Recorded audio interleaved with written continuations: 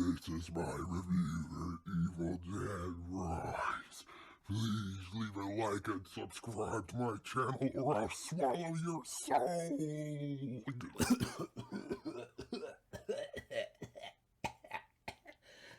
Oh, man. All of that demon voice stuff is messing up my voice right now.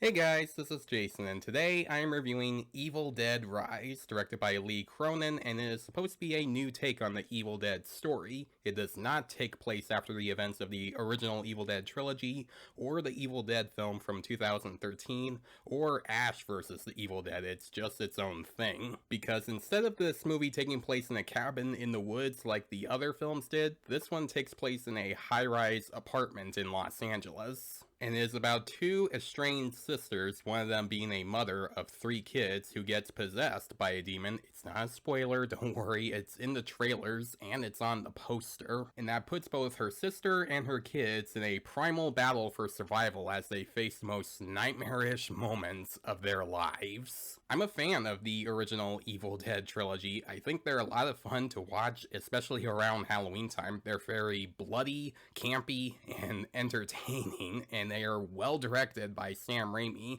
and Bruce Campbell is very entertaining in those films. And I actually like the 2013 Evil Dead film. No, it's not as good as the original trilogy. It does have some issues, but I think over time it has gotten better and better. It's a more serious version of Evil Dead. It does some more dark and bloody moments, and there were some moments in that film that I just couldn't look at because of how gory they were. And this film decides to be serious as well, except it still has some of the over-the-top stuff that you would see in an Evil Dead film, like someone puking or someone using their mouths as a speaker for a record player. I'm not kidding. Like, that's actually in this movie. That's something I expect to see in an Evil Dead film. Something crazy and ridiculous. I thought most of the acting was pretty good. Most of these actors aren't very well known, at least to me they're not, but they all did a really good job. Like Lily Sullivan as both the aunt and the sister of the mother.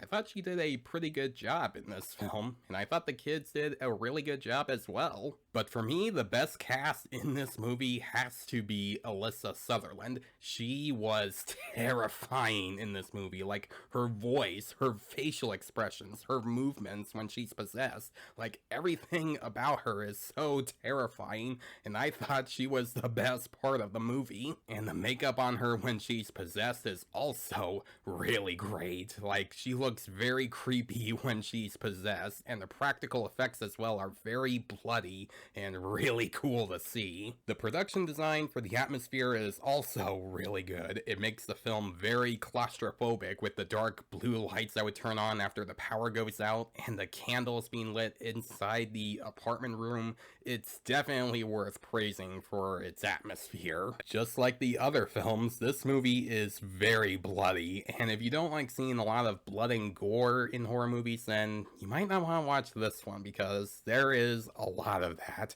And man, this movie has some moments that are pretty brutal and violent, and if you love the Evil Dead films for having that, then you're gonna get plenty of that here. Now, do I think this is as good as the original trilogy?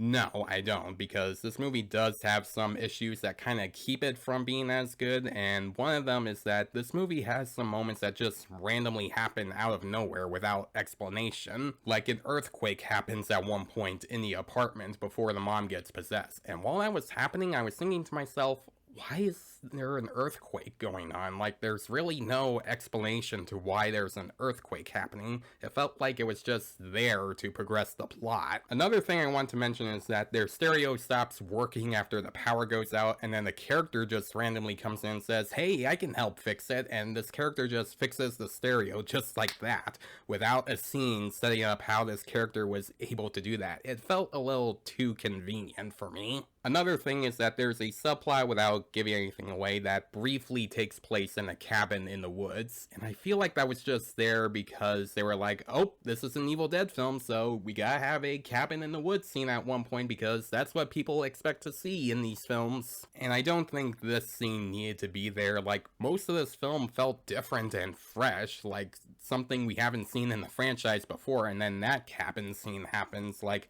I don't think it was necessary to put it in the film. Granted, it does have a cool moment in the beginning, but I think this movie would have been just fine without that scene. And I also would have liked some more dark humor in the movie. Like, this movie does have some of that, and it does have some cool nods to the other Evil Dead films.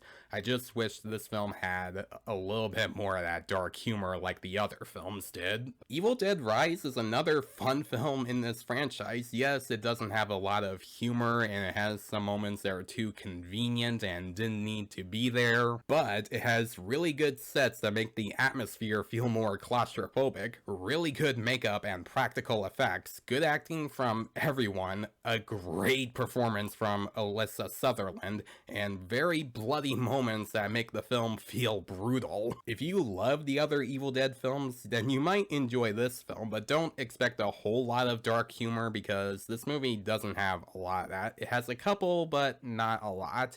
And for me, there hasn't been an Evil Dead film that I've hated yet. I pretty much enjoyed all 5 of them. I'm gonna give Evil Dead Rise a B+.